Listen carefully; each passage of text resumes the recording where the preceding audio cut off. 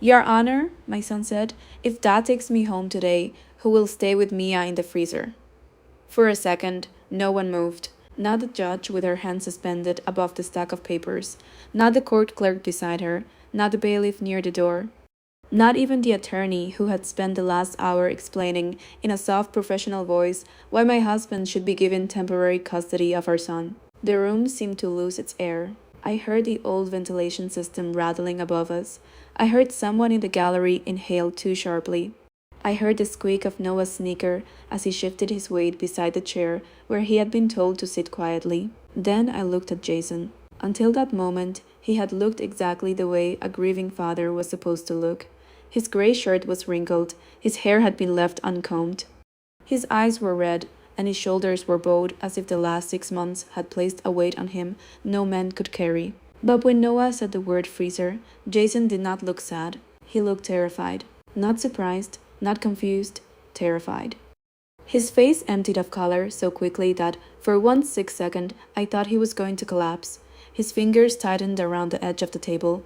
The paper cup beside his hand tipped over, rolling in a slow circle across the polished wood. Mr. Hale, the judge said. Jason did not answer. My mind had been slow for months. Grief had made everything distant. Doctors had called it acute trauma, depression, insomnia, exhaustion. I called it surviving 1 hour at a time. But the fog vanished in that courtroom as if someone had thrown a match into it. I turned toward my son. Noah was 6 years old. His tie was crooked. He had one shoelace untied. He was staring at the judge with the solemn expression he wore whenever he believed adults were being unfair. What did you say? I whispered. He looked at me, confused by the fear in my voice. Mia is cold, he said. Dad said she had to stay quiet until everything was fixed. Jason stood so abruptly that his chair crashed backward. Enough, his lawyer snapped, reaching for Noah. The child has been under terrible emotional stress. He has heard things he doesn't understand. But Noah stepped away from him. No, he said. Dad told me not to tell Mommy, because Mommy gets sick when she worries, but I don't want Mia to be cold anymore. The judge rose from the bench. Her voice changed. It was no longer the careful voice of a family court judge deciding where a frightened little boy should sleep. It was clipped, controlled, and cold. Bailiff, clear the gallery. Keep both parents in the building. Contact courthouse security and city police. No one speaks to the child except the court-appointed advocate until officers arrive. Jason's attorney began to protest. Your Honor, this is an unverified statement by a minor. It is a statement serious enough to require immediate attention, the judge said. Sit down. Jason did not sit. He looked at Noah again. I will remember that look for the rest of my life. It was not the look of a father worried that his son was frightened. It was the look of a man calculating how much damage one small child could do with a single sentence. The hearing had been about Noah. 6 months earlier, his sister Mia had disappeared while she was with Jason. Jason said she had wandered away from a family entertainment center outside the city. Police searched the parking lots, the roads, the woods, the drainage ditches, and every security camera they could find. Volunteers handed out flyers. I stayed awake until dawn every night, refreshing my phone, waiting for a call that never came. Jason cried in public. He gave interviews. He held Noah's hand at candlelight vigils. He told everyone he could not forgive himself for looking away for only a moment. And while I fell apart, he became the parent people trusted. By the time the custody hearing began, my lawyer had warned me that Jason's side would use my collapse against me. I had stopped sleeping. I had left my job months before Mia vanished, partly to care for the children and partly because the long hours were destroying me. After she disappeared, I could barely leave the house without feeling as if I were abandoning her all over again. Jason's lawyer called me unstable. He called Jason dependable. He said no one needed routine. School lunches, bedtime stories, a father who could keep functioning while his wife could not. I had sat there listening, numb and silent, while strangers discussed my life as if I were already gone. Then Noah spoke, and the world changed. I did not go with the officers when they left the courthouse. I begged, I pleaded. I told them there was a detached garage Jason had once mentioned years ago in an industrial complex on the south side of the city. I remembered him buying it before we married. He had said he wanted a place to work on cars with friends, maybe store tools, maybe start a side business. I had never been inside it. A detective named Daniel Carter took my statement in a quiet office near the courthouse. He was in his late 40s, with close cropped hair and a face that looked built for bad news. He did not promise me anything. He did not say they had found Mia. He did not tell me to stay hopeful. He asked only questions. Did Jason still own the garage? Did I know the address? Had Noah ever mentioned it before? Was there a freezer in our house? In a storage unit at Jason's work? Anywhere else? I answered until my mouth went dry. Then a child interview specialist came for Noah. She brought colored pencils and a small backpack with toys inside. She did not ask him leading questions. She did not say Mia's name first. She simply sat with him in another room and let him talk. I watched through the narrow glass panel in the door. Noah drew a square building, a black car, a large white box with a lid. He drew himself standing outside a doorway. He drew Jason with a finger pressed to his lips. When the specialist came out, her face was pale. He described a garage, she said carefully. He says his father took him there once at night. He says he heard his sister's name. He says he was told never to open the white box. My knees gave out. The next hours came apart in pieces. A police officer drove me to the precinct, not to the garage. Carter explained that I could not go to an active scene. I hated him for saying it. I hated every person who kept me away from the one place I needed to be.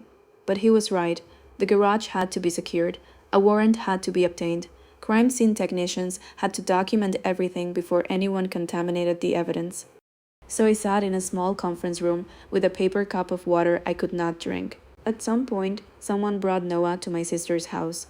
At some point, a victim advocate asked whether there was anyone I wanted, called.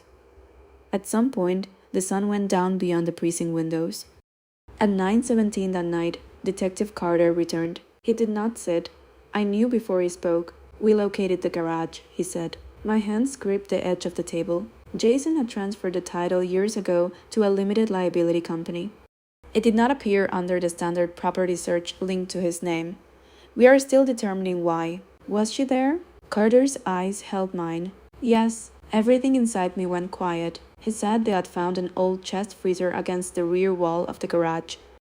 It had been plugged into a separate outlet. The building was locked. The unit was cold. Inside, beneath a plastic tarp and layers of packed ice, they found the body of a little girl wearing a yellow dress. My daughter had loved yellow, not because it was fashionable, not because anyone had told her it suited her.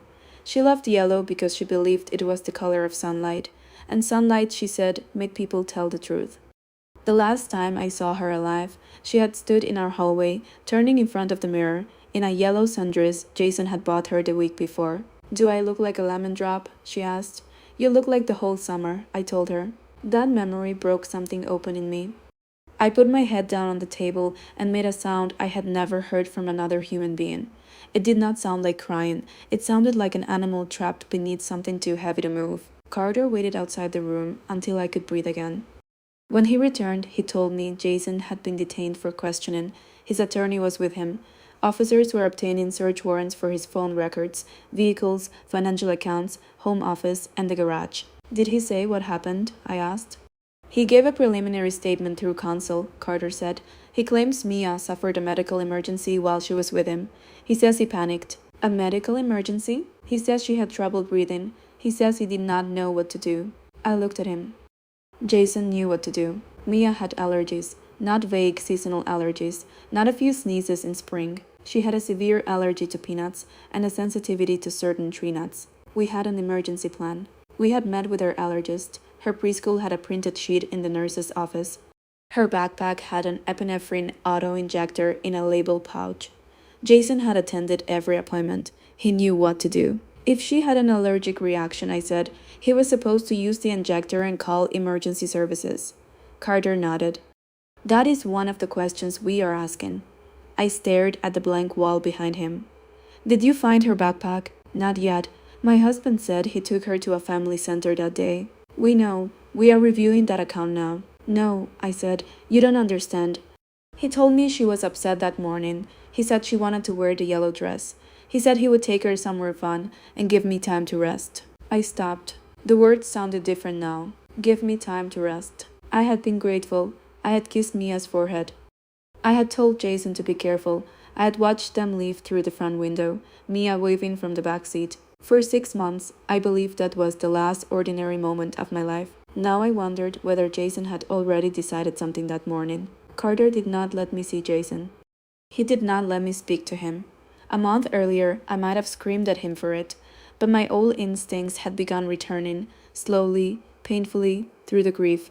Before I became a stay-at-home mother, I had worked in the special investigations unit of a large insurance company. Most people pictured insurance fraud as staged car accidents and fake receipts. Sometimes it was. But often it was quieter. False timelines, edited documents, a transaction made with the wrong card, a lie told too quickly because someone had rehearsed the important part and forgotten the ordinary details. I had spent years learning that people rarely reveal the truth in their biggest statements. They reveal it in the things they assume no one will examine. At 3 in the morning, Carter brought me coffee I did not ask for and set a thin folder on the table. "We have the first verified pieces," he said. I looked at him. Jason never took me out to the family entertainment center. The room tilted. "He bought admission online earlier in the week," Carter continued. "That part was real. But there is no camera footage of his vehicle entering the property that day. His phone stopped sending location data for part of the afternoon. However, traffic cameras and toll readers placed his SUV on the west side of the city." "Where?" "Near Westwood Estates." I had heard of Westwood Estates. Everyone had. It was a gated neighborhood beyond the river, where houses had iron gates, private security, and lawns large enough to require full-time staff. It was the kind of place people drove through slowly just to look at the stone walls and fountains. Jason had never mentioned it. "There is something else," Carter said. He slid a photograph across the table. It was grainy, taken from a traffic camera. Jason's SUV was visible at an intersection. The timestamp was 2:47 in the afternoon. In the back seat, behind the darkened glass, was the faint outline of a small head. Mia was alive then. I touched the image with one finger. "Can you zoom in?" Not enough to identify her clearly, but the height and position are consistent with a child in a booster seat. "What happened after that?" "We are still tracing it." I studied the timestamp again. 2:47. Mia had vanished at around 1 o'clock, according to Jason's original report. He had told police she disappeared while he was buying drinks at the family center. He had said he came back and she was gone. But at 2:47, she was in his car across town. That was not panic. That was a lie. "His phone went dark," I said, "but the car did not." Carter looked at me. "Exactly. Look for things he could not turn off. Toll readers, automatic plate readers, payment terminals, gas stations, parking garages, security gates, anything that sees a license plate instead of a phone." A brief expression crossed his face. Not surprise. Recognition. "You did this work before." "I used to." "Then you know we need warrants for much of that information." "I know. And you know I cannot show you everything." "I know that too." He hesitated. "What I can do," he said, "is tell you whether your instincts point us somewhere useful." That was not an invitation to become part of his investigation. It was not permission to play detective. It was simply the first honest thing anyone had offered me since the courthouse. I nodded. "Then start with his money," I said. "People can lie about where they went. They are worse at lying about what they paid for." By dawn, I had not slept. I went home only long enough to shower and change clothes. The house felt wrong without Mia in it. Her backpack hook was still by the front door. Her rain boots were lined up beneath the bench, one tipped over on its side. A paper sun she had made at school hung on the refrigerator, smiling at no one. In her bedroom, I sat on the floor beside her bed. Her sketchbook was on the shelf under a pile of stuffed animals. I almost did not open it. It felt like stealing something from her. But then I remembered the drawing Noah had made for the specialist. The black car, the square garage, the white box. Mia drew constantly. Princesses, cats, flowers, houses with red doors. Her people had enormous heads and skinny legs. Jason always said she made him look like a lollipop. I turned page after page. Then I found a drawing I had never seen. It showed a large house with tall windows, a black SUV in front, a woman with long dark hair standing near a boy. Jason was beside her. Mia had drawn herself, smaller than everyone else, near the edge of the page. There were no labels, but in the corner, in her uneven letters, she had written one word, Eve. My hands began to shake. I took a photo and sent it to Carter with a message. She knew someone named Eve. He called within minutes. We found a transaction, he said. What kind? Jason's debit card was used at a pharmacy near Westwood Estates at 3:19 on the day Mia vanished. My throat closed. What did he buy? We are obtaining the purchase record through the warrant. I do not want to speculate, but you know, there was a pause. An epinephrine auto-injector. For a moment, I could not speak. Mia had one in her backpack. Jason knew she had one. Why would he buy another? And why, if he had bought medication that could help during a severe allergic emergency, did he never call for an ambulance? Carter met me that afternoon in a small interview room. He had a new folder in his hand and fatigue in his eyes. The pharmacy footage is still being processed, he said. But the records show he purchased one adult dose auto-injector. One? One? I stared at the folder. That does not prove he chose himself over Mia, Carter said before I could speak. It proves he bought medication after lying about his location. We have to be precise. His caution made me angry because he was right. One device did not prove intent. It did not tell us who received it, whether anyone received it, or whether Jason understood what was happening. But it was a crack in his story, and it was a crack wide enough to see darkness behind it. Did the autopsy say anything? I asked. The medical examiner has completed the initial examination. Because Mia's body was frozen, some findings will require additional testing. They found no obvious signs of blunt force trauma. That does not mean there was no crime. It means the cause and manner of death are still under investigation. Could she have died from an allergic reaction? It is possible. Toxicology and tissue analysis will matter. We will know more when the lab work is back. Jason's attorney released a statement that evening. It said Jason was devastated by the accidental death of his daughter. It said he had made a tragic, irrational decision in the grip of shock. It said he had concealed her body because he feared being blamed for failing to obtain medical help quickly enough. I read it on my phone while sitting at Mia's kitchen table. The statement made Jason sound weak. Weak men panic. Weak men make terrible choices. Weak men hide. But Jason had not acted like a man in blind panic. He had created a missing child story. He had performed grief for 6 months. He had gone to court to take Noah away from me. He had transferred ownership of a garage years ago to a company no one connected to him. That was not blind panic. That was planning. The next morning, Carter called. We identified Eve, he said. I stood in Mia's doorway, looking at the yellow dress hanging from the closet knob. I had never put it away. Her name is Evelyn Mercer. She lives in Westwood Estates. She is the regional operations director for a private urgent care group. The woman in Mia's drawing? We cannot say that yet, but Jason's SUV entered her neighborhood that afternoon. A gate camera captured the plate. We have a warrant for the security records. Was Mia with him? Not visible at the gate. The camera angle only captured the front of the vehicle. Why would he go to her? That is what we are trying to find out. Carter told me to stay home. He said officers would speak with Evelyn. He said I should not contact her, visit her, call her, or post anything online. I agreed because I knew what a defense attorney would do with any mistake I made. Then I spent the day doing the only thing I could still do. I rebuilt the months before Mia disappeared. Jason's late nights, his new passcode, the business calls he took on the patio, the way he began leaving the room whenever the mail came. The sudden insistence that we stop using our joint credit card for groceries because he wanted to tighten our budget. At the time, I had thought he was anxious about money. Now I wondered what he had been hiding.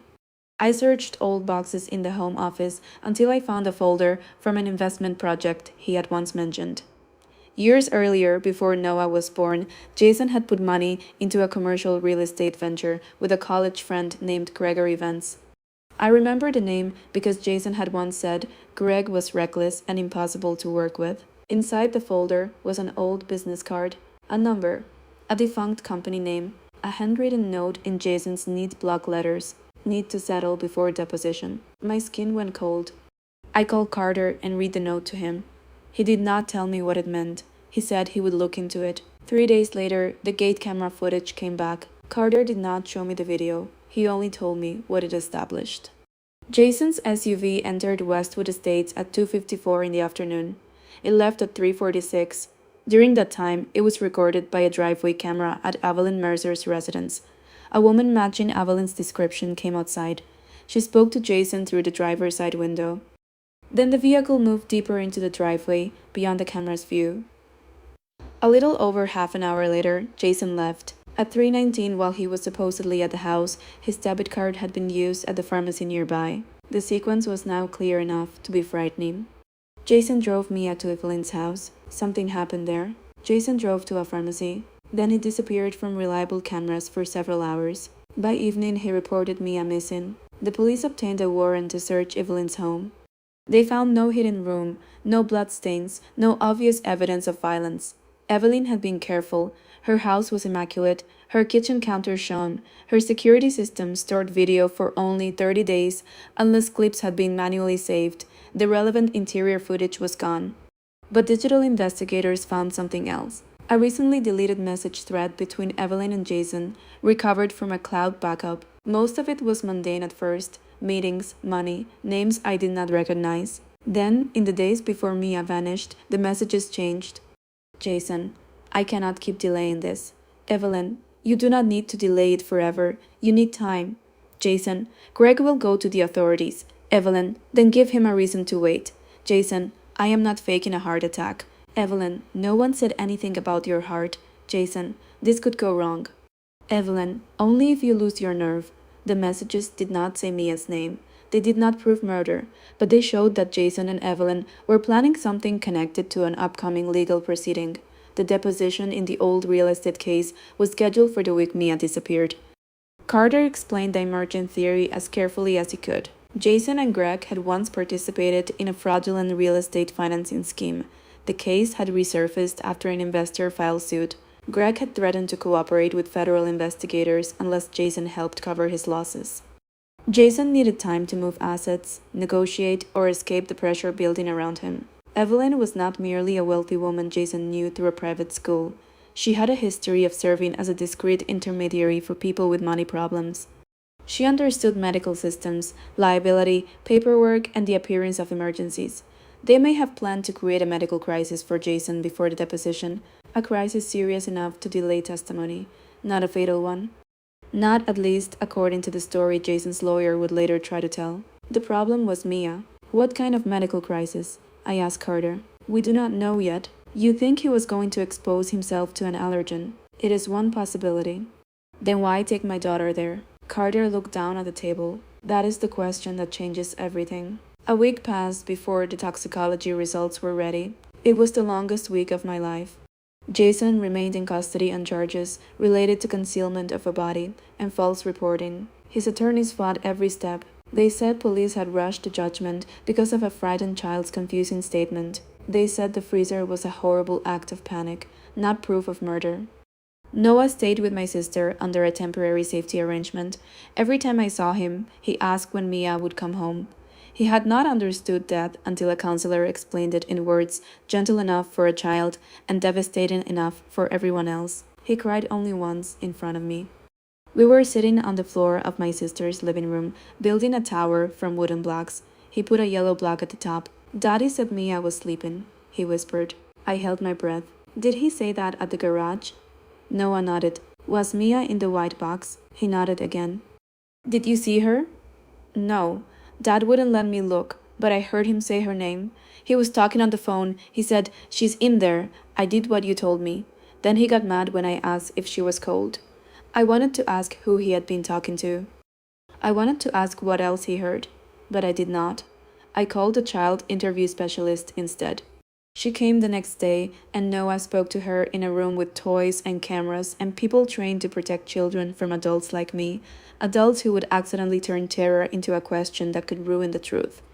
The specialist later told Carter that Noah remembered hearing a woman's voice on speakerphone. He could not identify her, but he remembered one phrase: "Do not bring him back here." The toxicology report arrived 2 days later.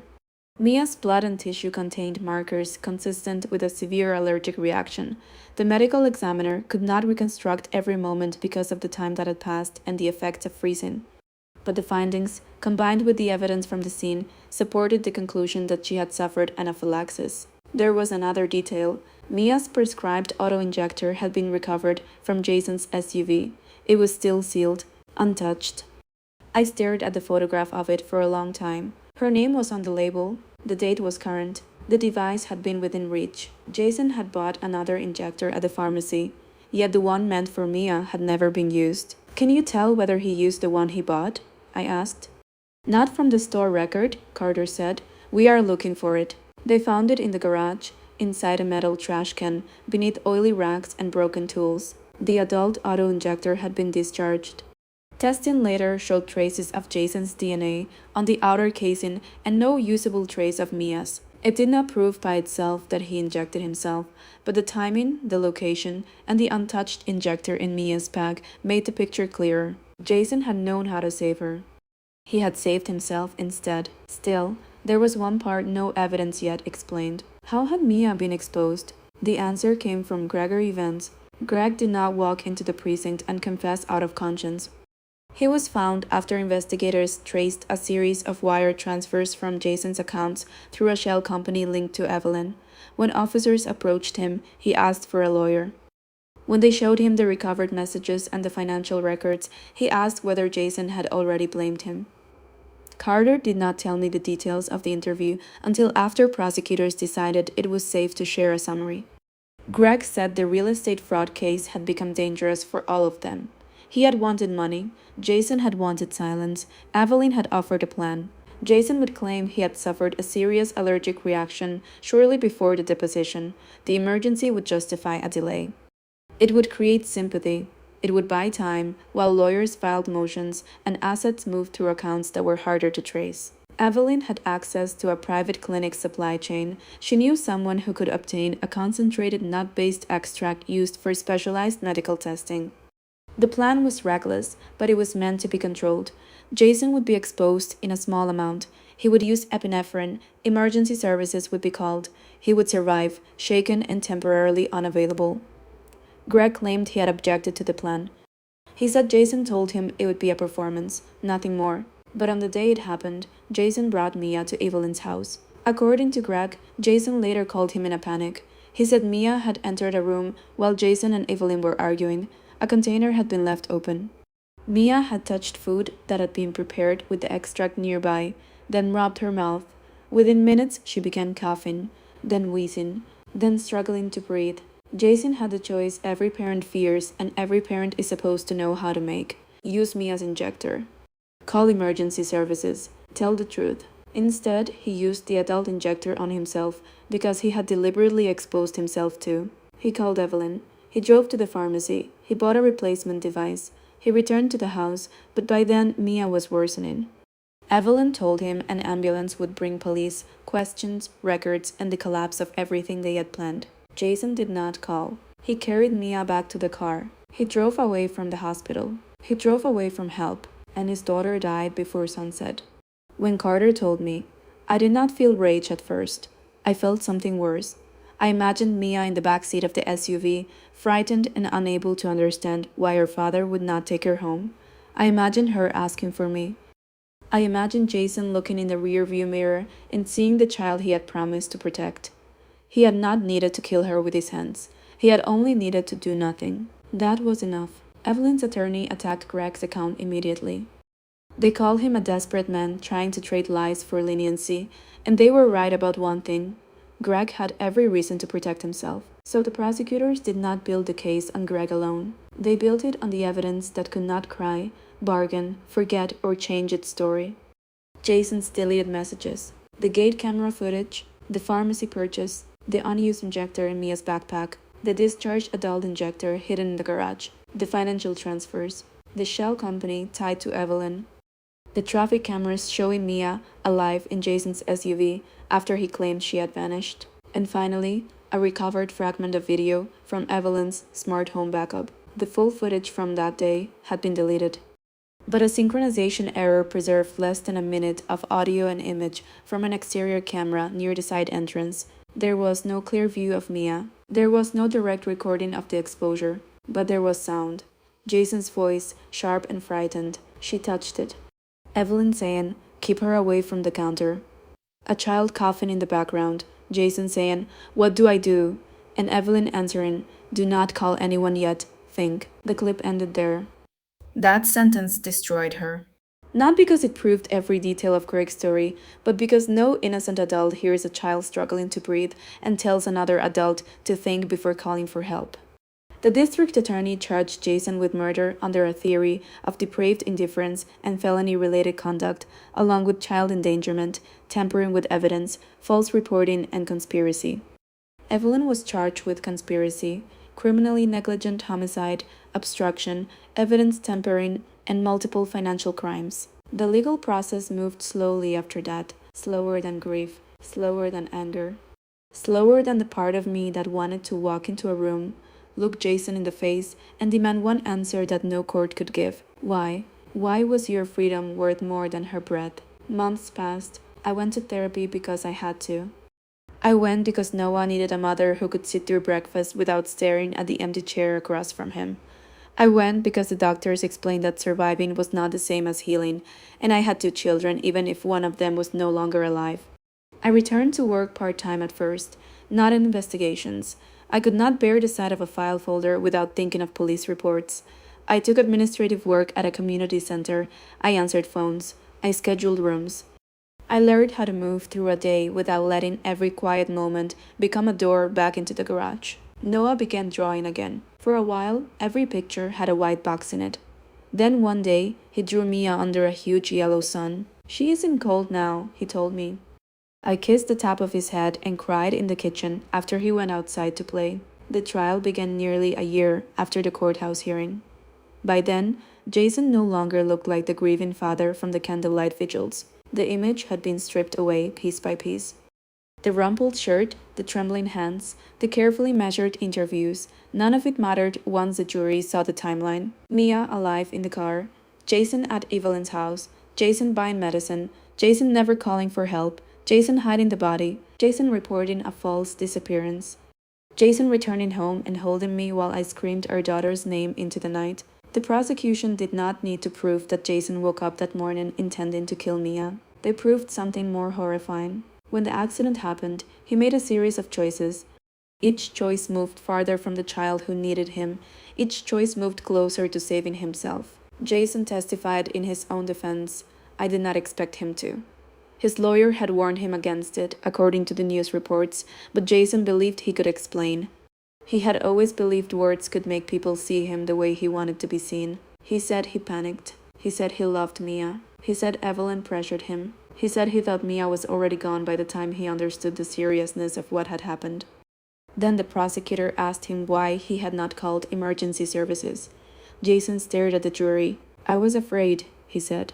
"Afraid of what?" "Of losing everything." The courtroom went still. There it was. Not an explanation, not an excuse. The truth. He was afraid of losing money. Afraid of losing his house. Afraid of losing his reputation. Afraid of a deposition, a fraud case, a prison sentence, a future he had built on lies. And Mia had been afraid too. But she was 6. She had trusted the one person who was supposed to choose her first.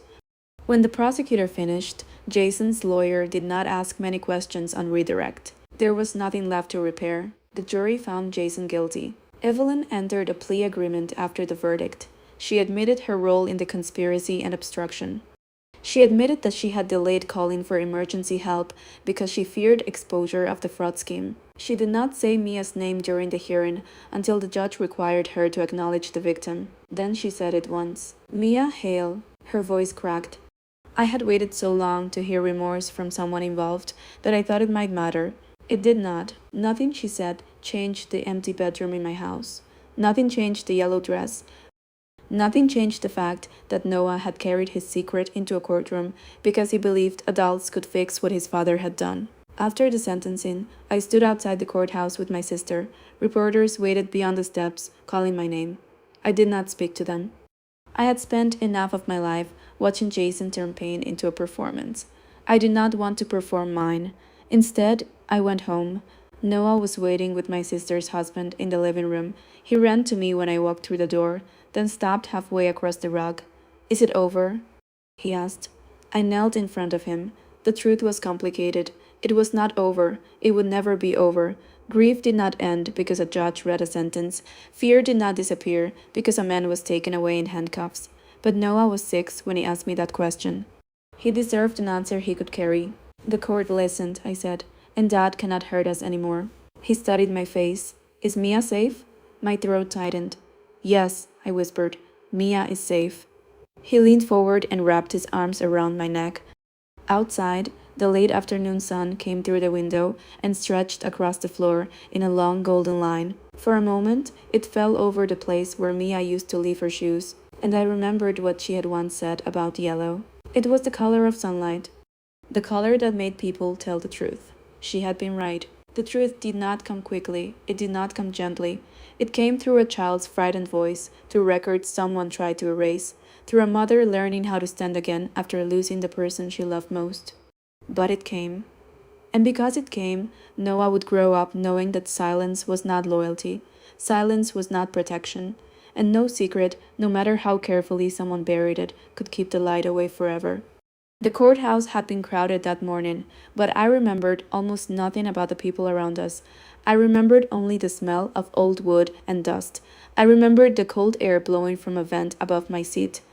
I remembered the headache behind my eyes, the kind that comes after too many nights with no sleep. I remembered Jason looking small. That was what hurt the most when I thought about it later. I had looked at him and felt sorry for him. He had chosen the faded gray shirt. He had not shaved closely. He had held a handkerchief in one fist, as if tears were something he could barely control. When his lawyer spoke about the strain of losing a daughter, Jason lowered his face and let his shoulders shake. People in the gallery looked at him with sympathy. They looked at me with concern. There is a difference. Sympathy says, that poor person has suffered. Concern says, something may be wrong with her. I could see it in the way strangers watched me. I had lost weight. My hair had been pulled into a careless knot. I wore the same black cardigan I had worn to Mia's memorial service because I could not decide what else belonged on my body. I was taking medication for sleep and panic. Sometimes I forgot words in the middle of a sentence. Sometimes I stood in the grocery store and stared at cereal boxes until I realized I had been crying. Jason's attorney used all of it. Mrs. Hale has endured an unimaginable trauma, he said, as if he pitied me. But the court must consider the needs of the surviving child. Noah needs stability. He needs a parent who can manage school, medical appointments, financial obligations, and daily routines. I wanted to stand and tell the judge that I had managed every one of those things until Mia disappeared.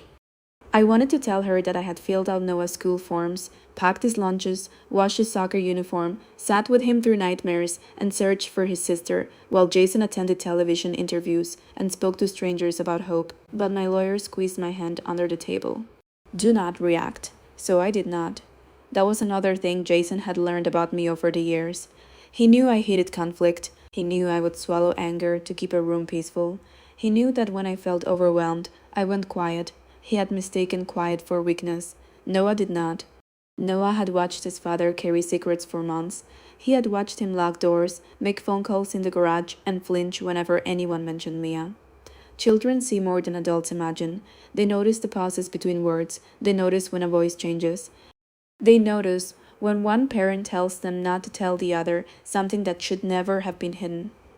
At the courthouse, he had reached the limit of what he could carry. Later, the child specialist told me that Noah had been worried for a long time. He believed his father had placed Mia in the freezer because she was sick. He believed she was waiting there because adults needed time to fix her. He had not told anyone because Jason said the police would take Noah away if he made trouble. That was how Jason controlled him. Not with shouting. Not with bruises anyone could see. With fear wrapped in a promise. Be good. Keep quiet. Mommy cannot handle this. The police will separate us. Noah had believed him because he was a child, and I had not seen it because I had been drowning. That guilt stayed with me for a long time. In therapy, I said it aloud one afternoon. I should have known. The therapist did not rush to contradict me. She waited. Then she said, known what? That Jason was lying, that Noah was scared, that something was wrong. You were searching for a missing child, she said. You were living inside a crisis created by someone who was actively deceiving you. Not knowing is not the same as failing. I wanted to believe her. Some days I did. Other days, I saw Mia waving from the back seat and wondered how any mother could ever forgive herself for letting the wrong person drive away. But guilt is a strange thing. It tries to turn every tragedy into a moment you could have prevented. because the alternative is admitting that some people can destroy a family through choices you never imagined they were capable of making. Jason had not always seemed cruel. That was another truth I had to learn to live with. When we met, he was funny. He remembered little things. He brought soup when I was sick. He told stories with his hands. He made Noah laugh so hard at bedtime that I would stand outside the door listening and think, this is what a family sounds like. The changes came slowly. A comment about money. A complaint that I was too emotional. A suggestion that I should stop working after Mia was born because daycare cost too much and he could handle the bills. Then later, when I wanted to return to work, he said it would be selfish to leave the children. He never ordered me to do anything. He made every restriction sound like care. He did not say, you cannot have your own income. He said, why exhaust yourself when I can provide? He did not say, stop seeing your friends. He said, they do not understand how much pressure we are under. He did not say, I am hiding money from you. He said, let me handle the finances. You have enough on your plate. By the time I realized how much of my life had become dependent on him, I was too tired, too busy, and too ashamed to admit it. Mia's disappearance changed that dependence into a weapon. Jason controlled the police conversations because he had been the last person with her. He controlled the public story because he spoke calmly while I cried. He controlled the custody hearing because he could point to my grief as proof that I was incapable. He had not expected Noah to speak. That was his mistake. The investigation found other signs of control after the garage search. In Jason's office at home, detectives recovered a notebook containing dates, expenses, and short-coded entries. Some were related to the real estate scheme. Others appeared to track my prescriptions, my therapy appointments, and the days I had missed school pickup because I was searching for Mia or meeting with police. His lawyer claimed it was preparation for the custody case. Maybe it was, but it showed something cold. While I was begging volunteers to search another neighborhood, Jason was documenting my collapse. While I was posting Mia's photo online, he was collecting evidence to prove I should lose Noah. It was not enough for him to hide what happened to Mia. He wanted to make sure I would never be believed if I suspected him. I remembered a night about 2 months after Mia vanished. I had woken at 3 in the morning and found Jason standing in the kitchen, staring at the refrigerator. The room was dark, except for the light from the open door. What are you doing? I asked. He jumped so hard that he dropped the glass in his hand. It shattered on the floor. For a moment, he stared at me with an expression I could not understand. Then he put a hand over his chest and laughed nervously. You scared me. I am sorry. It is fine. He crouched to pick up the broken glass. I moved toward him, but he snapped, do not touch it. The anger in his voice made me freeze. Then, immediately, he softened. I am sorry, he said. I just do not want you to get cut. At the time, I thought grief had made him volatile. After the garage was found, I remembered the refrigerator light on his face. I wondered what he had been seeing. The prosecution used the notebook at trial, not as proof of murder, but as evidence of motive and consciousness of guilt. They showed the jury pages where Jason had listed my medication, my missed appointments, my panic attacks, and notes about custody leverage. I had to sit there and listen while strangers read my worst days aloud. There were moments when I wanted to walk out, but I stayed. Not because I was strong every minute, I was not. Sometimes I sat in the courthouse bathroom with my face in my hands, trying to breathe through the sound of lawyers talking outside the door. Sometimes I stared at the witness stand and imagined Mia sitting in it, swinging her feet, telling everyone exactly what happened. But I stayed because Jason had built his entire plan around the belief that I would not. He believed grief would keep me small. He believed he could use my suffering as proof that I did not deserve my own son. He believed the story he created would survive because I was too broken to challenge it. He was wrong. The story did not fall apart because I became fearless. It fell apart because I learned that fear does not mean you stop moving. It means you move while afraid. When the police found the title documents for the garage, they discovered that the company holding it had been created by an accountant who had also formed several other companies for Jason and Evelyn. The accountant had not known about Mia. He handled paperwork, nothing more. But he confirmed that the garage had been moved out of Jason's name shortly after the real estate litigation began. Jason had planned to hide assets. The garage was supposed to be one more invisible piece of his life. Instead, it became the place that exposed everything. The freezer itself was old. dented, and ordinary. The crime scene photographs were never shown publicly, and I was grateful for that. I had seen enough in my imagination. I did not need the world to see what was left of my daughter. But one image from the inventory report stayed with me. Inside the garage, near the freezer, detectives found a child's plastic bracelet with a yellow bead shaped like a sun. Mia had worn it almost every day. She made it at summer camp the previous year. The elastic was still loose, and it kept sliding down her wrist. I had offered to fix it. Not yet, she told me. It needs to be wiggly. The bracelet had been found on the floor behind a toolbox. It did not prove anything new. It did not need to. It told me she had been there. It told me my daughter, who loved sunlight and lemon drops and drawing cats with crowns, had been in that cold place while Jason decided what mattered more. The first time I learned that Evelyn had asked him not to call anyone yet, I tried to imagine what kind of person could say those words. I had seen her only once, from a distance, during a preliminary hearing. She sat behind her attorney in a cream-colored suit, her dark hair pulled back, her face calm. She looked like someone who belonged in a boardroom, someone who made decisions and expected them to be carried out. I thought I would hate her in a simple way. I thought I would see her and feel only rage, but what I felt was stranger. I felt horror that someone could look so ordinary. Evelyn did not look like a monster. Jason did not look like one either. That was the frightening part. There were no horns, no warning signs written across their faces. There were only choices, made one after another, until the distance between an ordinary afternoon and a child's death became impossible to cross. At sentencing, Evelyn read a statement. Her attorney had clearly helped write it. She said she accepted responsibility. She said she would live with regret for the rest of her life.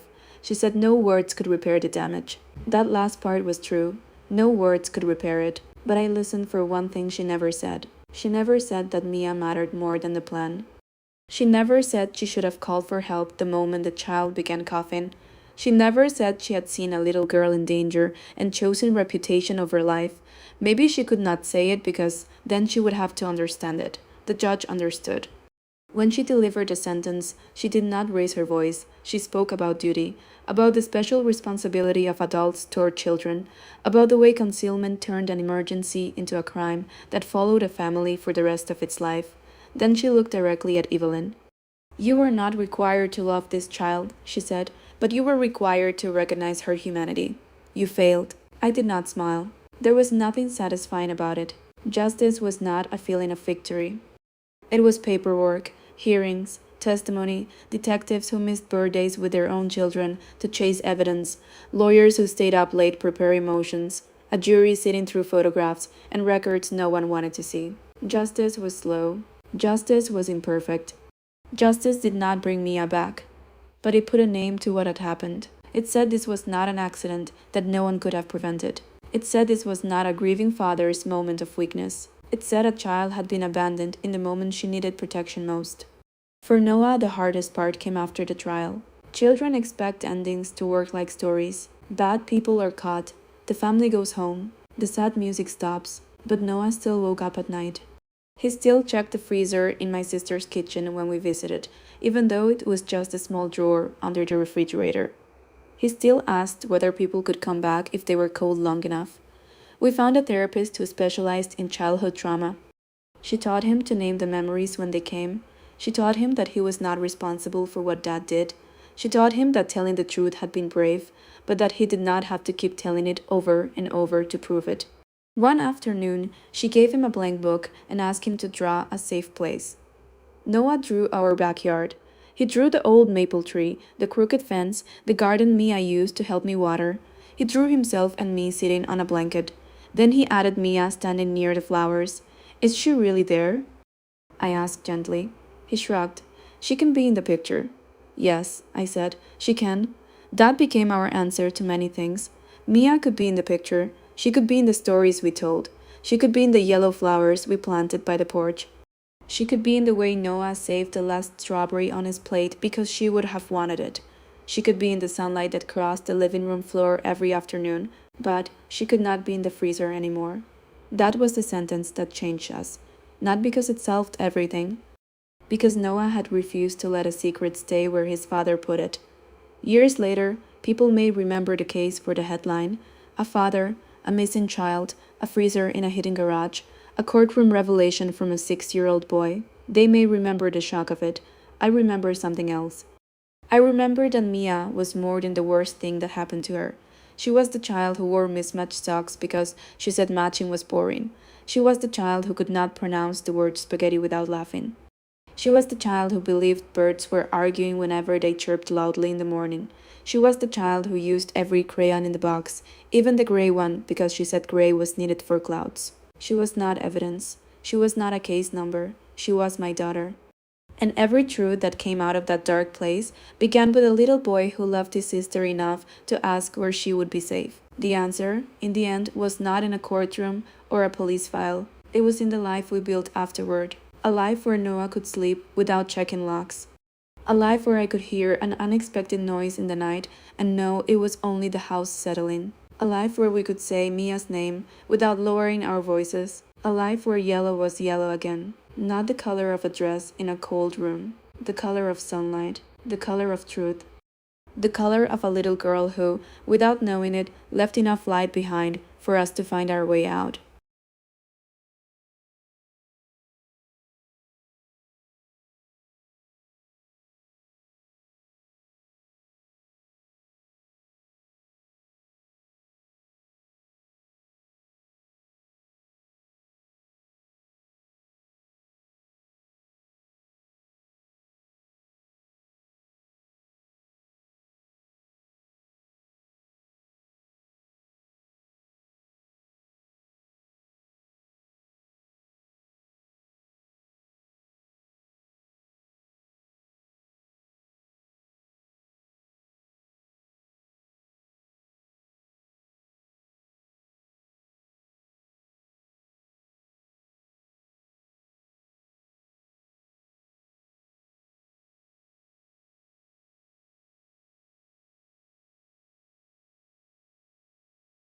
You got a mouth full of jokes and a pocket full of wins, but I clock how you move when the silence begins. If you're real, then be real when the room don't clap.